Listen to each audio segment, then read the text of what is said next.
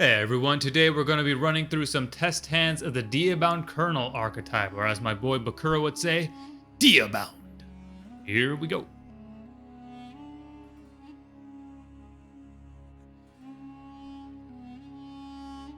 Alright, so opening up with the three bandit cards, the King, the Expert, and the Child, as well as an Ancient Tools and Hideout of the Bandit. So go ahead and open up with Hideout, the field spell of the deck. This card has two effects. You can only activate one of them per turn. You can either discard a Colonel or Diabound card to add the Bandit card from your graveyard to your hand. We of course do not have any Colonel or Diabound cards in our hand. The other thing that you can do is discard a Bandit card, which we have plenty of, to add a Colonel or Diabound card from our deck to our hand. The other effect that this card has is a continuous one where monster effects cannot be activated in response to the effects of the Bandit monsters. So this is pretty cool because when we activate the Bandit King's effect upon normal summon, this card allows us to discard a card from our hand to discard a card from our opponent's hand.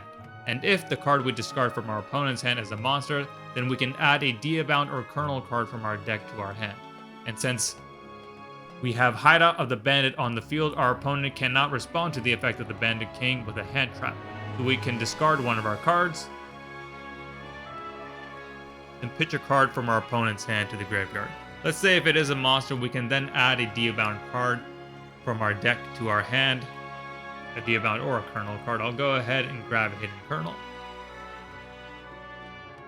And I'll activate that Hidden Colonel, which allows us to send a Diabound monster from our deck to our graveyard to add an Elushu from our deck to our hand.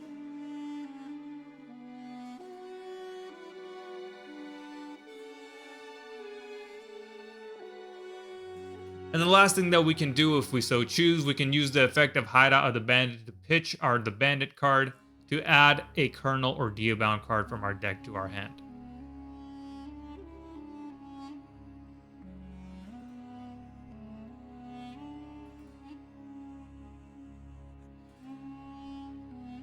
Set 2.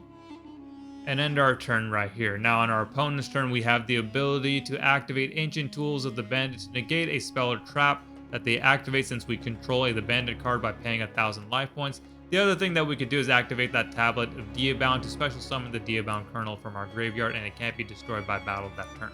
We also have Elushu to be able to combo with Diabound Colonel. Elushu, the way it works is you can discard it from your hand to grant Diabound any Diabound monster one of two effects, either making it immune to any card effects or making it so that it cannot be destroyed by battle, and that when it battles the first time that turn, you can add a Diabound monster from your deck to your hand to be able to evolve it into its next form. And the other thing that we have going for us on our field is that the Bandit King, as well as all the Bandit monsters, float. If the Bandit King here is destroyed, then we can special summon a Diabound Colonel from our deck. So that is test hand 1. Let's go with test hand 2.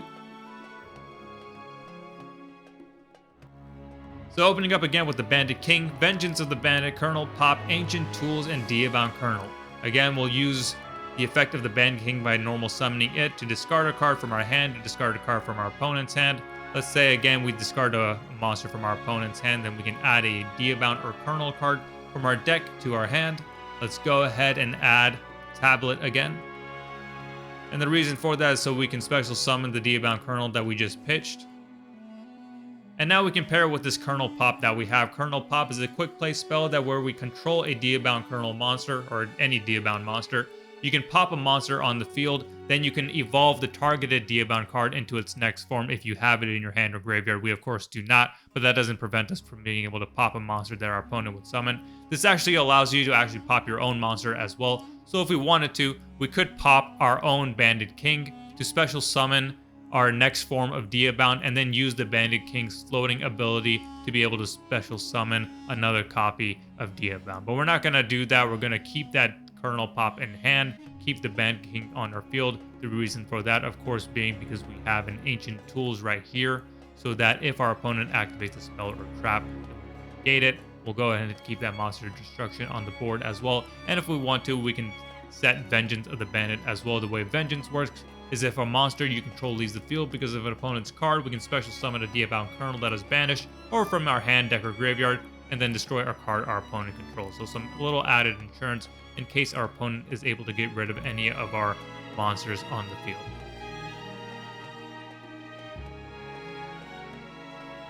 So as you can see, the Diabound archetype isn't one about spamming a bunch of monsters, and it's likely not one that is going to OTK your opponent, but rather this deck plays a very methodical game, where it tries to take control of the board through cards like Colonel Pop and Ancient Tools of the Bandit and the Bandit King, being able to play a card resource game and then slowly evolving Diabound through its forms until you get to the win condition, the later forms such as the evil and the darkness.